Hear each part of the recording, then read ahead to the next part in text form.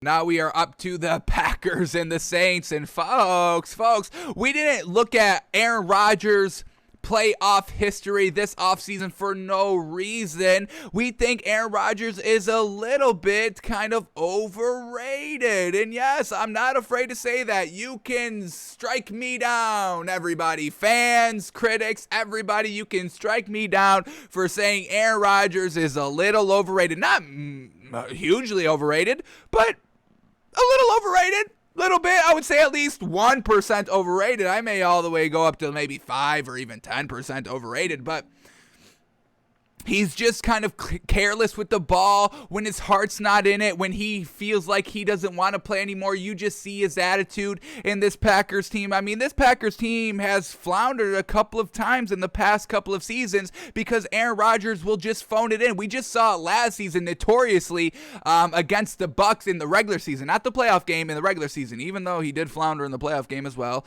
only scoring 7 points on 3 Tom Brady interceptions. What the hell is that? That's not greatest of all time football. And y'all won't change my mind on that.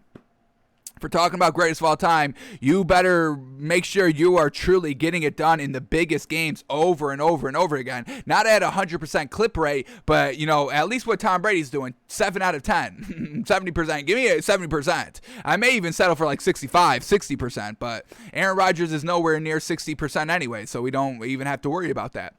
But Aaron Rodgers phones it in. Last season, in the regular season against the Bucs, threw 2 interceptions back-to-back, 1 pick six, another interception, phones it in for the rest of this game. What happens kind of here as well? He throws an interception in the third quarter, and then throws it on the following possession in the third quarter, and then just kind of phones it in for the rest of the game. He was kind of phoning it in for the entire game here, and they end up getting blown out 38-3. And, we wanted to stay away from this game because we believed in the Packers, especially since the Saints weren't even at home anymore. The Packers were minus 3.5 in this game, folks, and they got blown out by 35 points. So now, what we've been saying in the offseason with Aaron Rodgers, his potential fuck it year where he just lays it all loose, and also how does his kind of, temper and how does his personality just kind of change when they go through adversity, because there was some adversity in the offseason, with him in the organization not meeting eye to eye,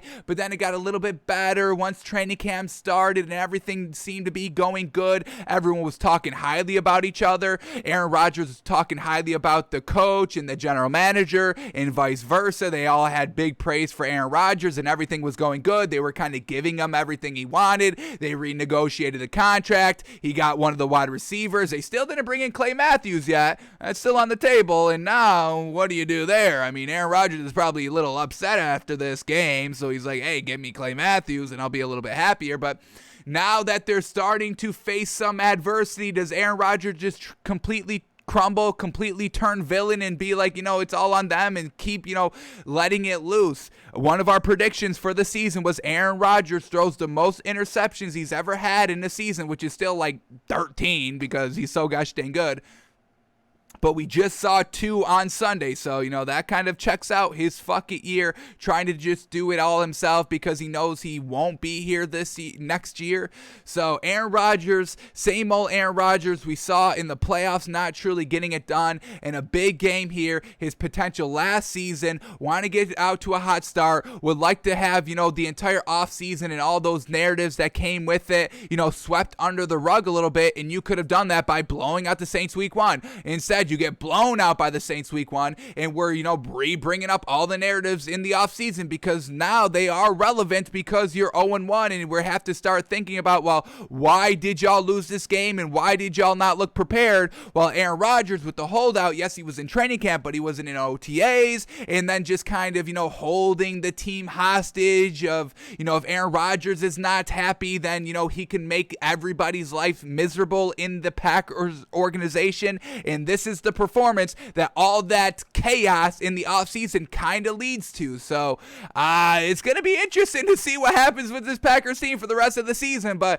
they did not make a good impression week 1, and now once again there was kind of 2 ways that this Packers season could have played out. Aaron Rodgers goes great, they go like let's just say 13-4 with the 17 games now. They were looking great from week 1 to week 18, no worries. And, everybody would have forgotten about the offseason, and everybody would have been looking forward to, Aaron Rodgers winning a Super Bowl this year and then coming back next year. Or the other option that we are currently seeing play out is they crumble out to a slow start, and, everybody's pointing fingers. And now, we really truly have to see what is going on here with Aaron Rodgers and Matt LaFleur and the owner, Brian Gutekunst. So, not great here for this Packers team. Aaron Rodgers, 15 of 28 for 133 yards, 0 touchdowns, and 2 interceptions. Jeez, absolutely not great. Completion percentage at 53%. What the hell is that? Aaron Rodgers, absolutely trash. So, Aaron Rodgers, not a good game here in the regular season. Let's look at some of these drive charts where they even moving the ball. First drive, they have 7 plays, 13 yards. They have to punt. Second drive, 5 plays, 8 yards. They have to punt. 11-yard sack on 1st and 10 by Aaron Rodgers. Then a 7-yard pass, and then on 3rd and 14, pass incomplete. They have to punt. Third drive, they score a field goal. 6 plays, 49 yards. A big old pass play here by Aaron Rodgers. Let's watch this one quickly. Let's see Aaron Rodgers here. A nice 31-yard pass, since we've been kind of knocking him the entire segment here. So here we go. 1st and 10 over the middle of the field, and that's Aaron Rodgers for you. Fantastic ball. I mean, this is what we're talking about, folks. I mean, we know Aaron Rodgers is great, but we can't classify him as the greatest of all time because there's so much inconsistency throughout in him not getting it done in the big games. But we're not saying this man is a trash quarterback. I mean, look at this throw right here. Nice double covered, and I mean, he puts it right on the money for Devontae Adams to go out and get, and he absolutely puts it right on the money. So that's a fantastic throw right there. But it came, down 17-0 with like 8 seconds left in the first half. So they call a timeout. It sets them up for, a field goal that they do cash in on.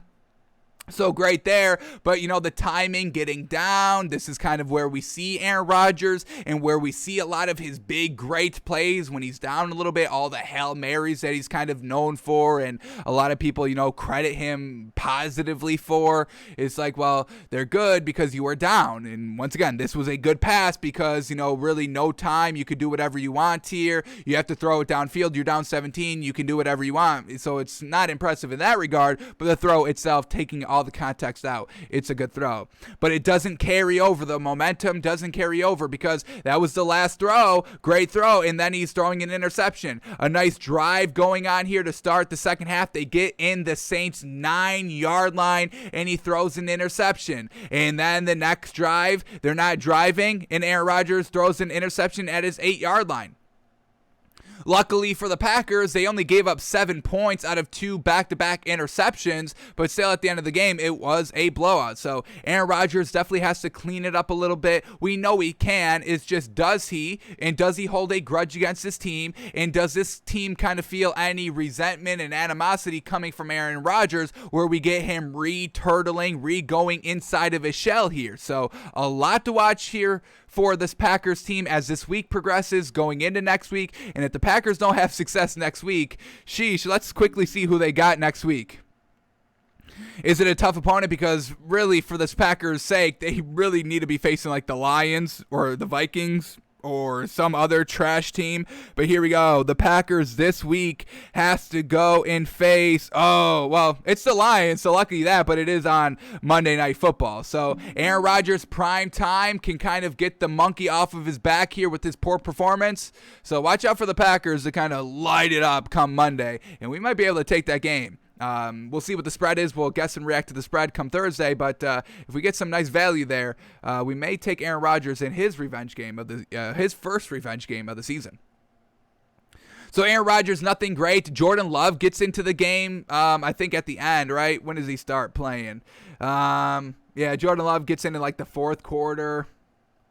Fourth quarter with how much time left? 10 minutes left. They were down 38-3. Game over at that point. They give Jordan Love some time. He went 5 of 7 for 68 yards. That's fine, but it's in garbage time as well. So can't really truly see what Jordan Love did out there.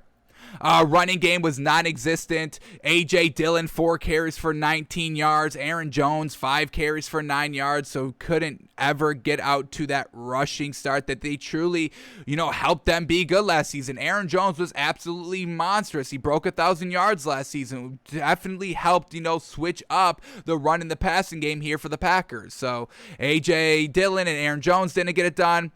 All right, top receivers here for the Packers. Devontae Adams, 5 receptions for 56 yards. Then we had Randall Cobb, 1 reception for 32 yards. Mercedes Lewis, 1 reception for 19 yards. So once again, just never having,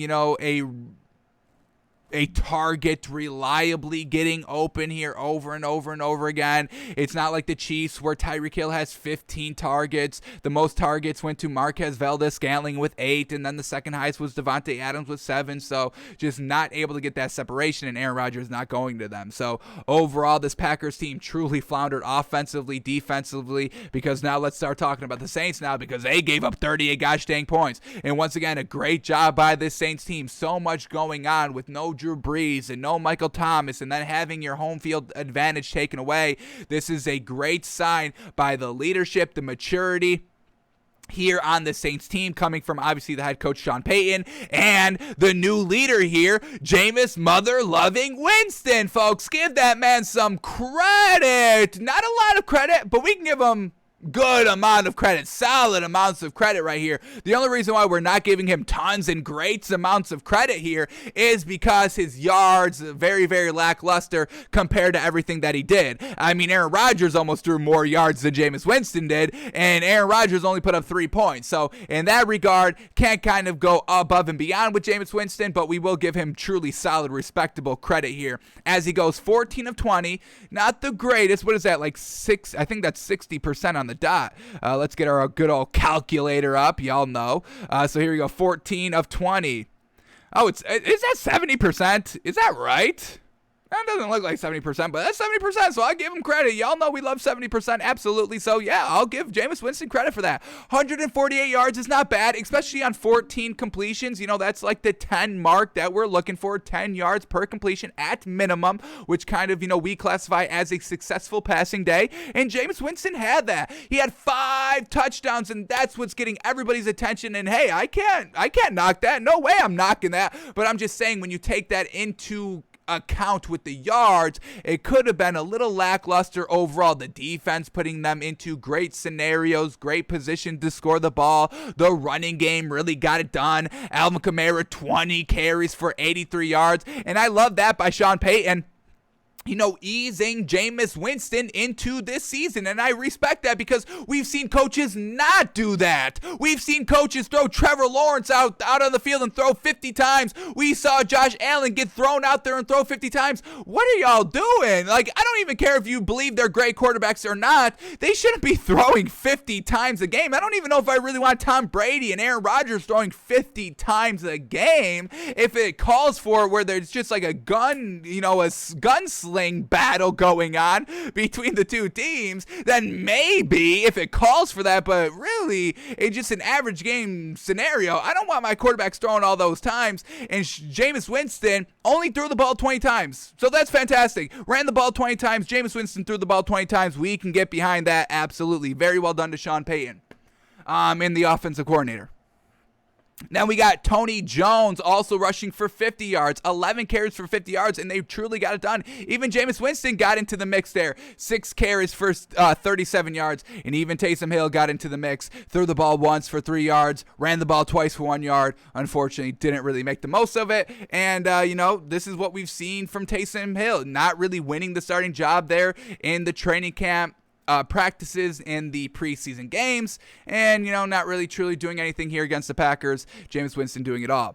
So let's quickly see where all these touchdown passes were coming from. Now we're going to watch Jameis Winston tomorrow in our film study and watch these touchdowns, but I just want to get a general sense because The 5 touchdowns I love. I don't love that it only came with 148 yards, but another thing I love that most of these touchdowns came in the red zone then, so the great accuracy that is needed in the red zone, Jameis Winston showed it. So let's investigate that to make sure that's true. Looking at all these touchdowns, so the first touchdown, Jameis Winston passes to Alvin Kamara for 3 yards for the touchdown. So once again, just getting in the red zone, throwing in the red zone, not turning the ball over, not giving up the ball, not settling for field goals. Jameis Winston gets kind of an A+ for that performance in the red zone. You got to give the man credit for that. I think I honestly prefer Jameis Winston throwing for 148 yards and 5 touchdowns than 350, 400 yards and 5 touchdowns, because that just shows, great precision in the red zone, where if he did have kind of the 350, 400 yards for 5 touchdowns, maybe some, 80-yard bombs, which are good, but maybe it was just blown assignments multiple times by the defense. Maybe it was kind of a 5-yard screen, wide receiver screen that, took the top off the defense and ran for 80 yards. But the fact that it's just Jameis Winston alone by himself here in the red zone throwing darts, I'm giving the man credit. Loved it. So the first one, 3-yard pass to Alvin Kamara for a touchdown. Second one was a 1-yard pass to Johnson for the touchdown. Third touchdown was a 10-yard pass to Chris Hogan for a touchdown. Fourth touchdown, an 8-yard pass to Johnson for the touchdown. And then his final touchdown pass was a big old bomb. And now we got the big old bomb. Let's watch the big old bomb quickly. So we had the best of both worlds, being absolutely precise in the red zone and the big bomb play. Let's see, is this going to load? This is not going to load, and that's going to freeze. So, okay, now I got to voice my frustration here, because NFL.com is just truly ruining this show. Honestly, the downfall of Takes by Fans will be NFL.com and Game Pass and all that. Not loading these highlights, and then also making Game Pass so much worse, where we can't just select the play that we want. There's no drop-down play bar. We have to scroll through the time, and we all know that's tedious as heck. We spent like 22 minutes yesterday breaking down the Jaguars game. That's why we couldn't finish all the games yesterday, because we were trying to find Trevor Lawrence's interceptions throughout a 3.5-hour tape. So get your stuff together, please, for the sake of the show, for the sake of just breaking down games. So NFL.com, folks, Game Pass, y'all are truly not getting it done. Truly. All right, can we bring this up, please? Let me see if I can go here. NFL.com, man. I don't know what the hell is going on with their website. We might have to move on. Can we see what everybody else did for the Saints team just quickly? Alvin Kamara, we talked about 20 carries for 83 yards. Fantastic. We had Deontay Harris, 2 receptions for 72 yards and a touchdown. Juwan Johnson, 3 receptions for 21 yards and 2 touchdowns. Adam Troutman, 3 receptions for 18 yards. And was that it? What was who was the big player that Jameis Winston went to twice in the preseason games? Did he get any play? Marquez Callaway, 2 targets, 1 catch for only 14 yards. So, Jameis Winston didn't use kind of his safety blanket and Marquez Callaway, no Michael Thomas. They were still able to get some solid production by Jameis Winston and the wide receivers. Real nice game there by the Saints. Got to give them a lot of credit, and they will be rewarded in our kind of top 10 power rankings later in the show. So, Packers, Saints. Packers, Aaron Rodgers, big old elephant in the room. We'll see if he kicks that elephant out come Monday. And Saints, well done for Jameis Winston. Jameis Winston, kind of 2.0, second leg of his career here with the Saints.